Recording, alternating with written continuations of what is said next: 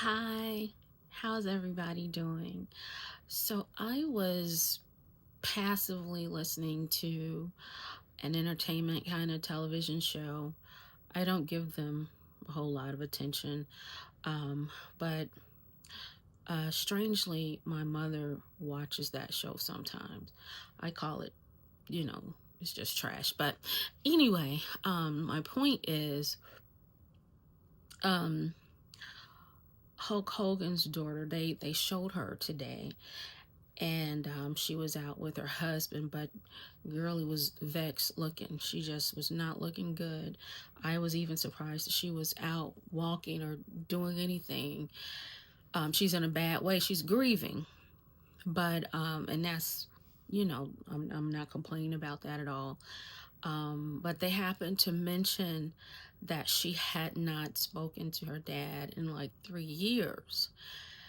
And I said, oh, now you crying. That's why you looking vexed.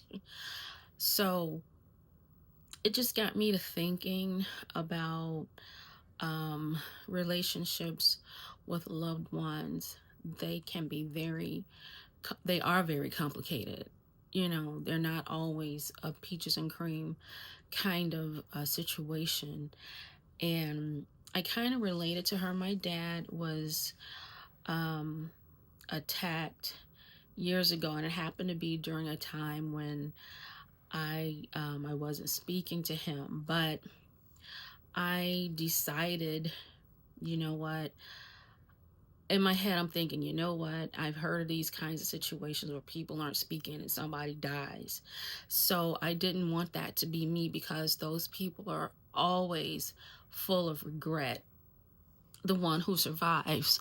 And so I decided to not stop speaking to him. I did not go around him for a year at that time, but I called him and I said, I'm not gonna not speak to you because something could happen.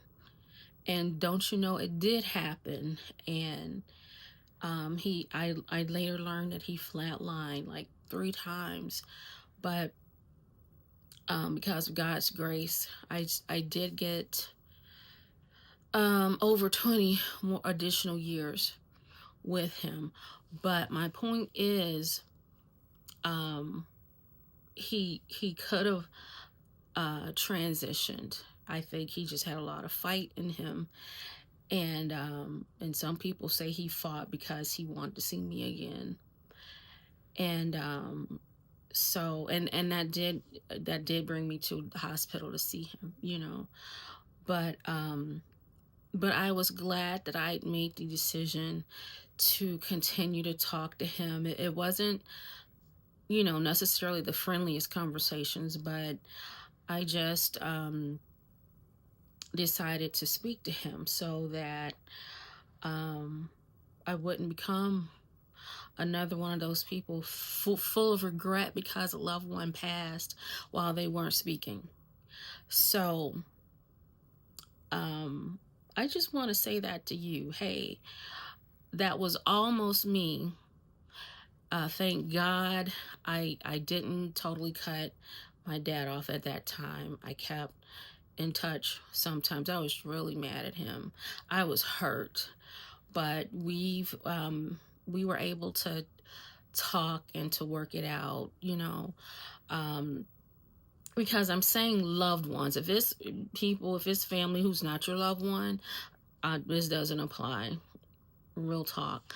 But I just want to encourage you, if you have a loved one who you're not speaking to, speak to them.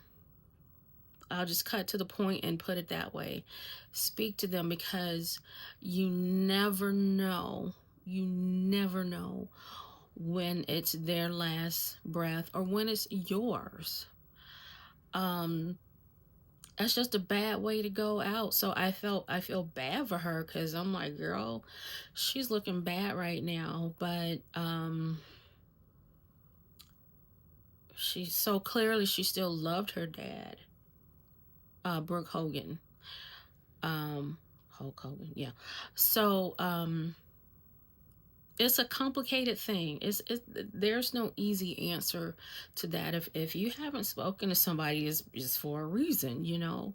But just think about, would you rather not speak to them and then they leave this world, or would you rather try to speak, even if it's 2 words? Hey, you know, how you doing?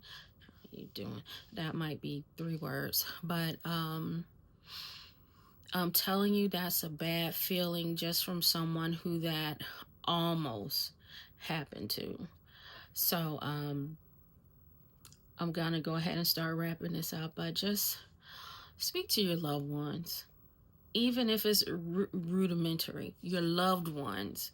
I'm not telling you to go work things out with people you just don't like, or people who are not loved ones, but just just think to yourself, that person you're not speaking to, how would you feel if you got a phone call that they're gone from this world?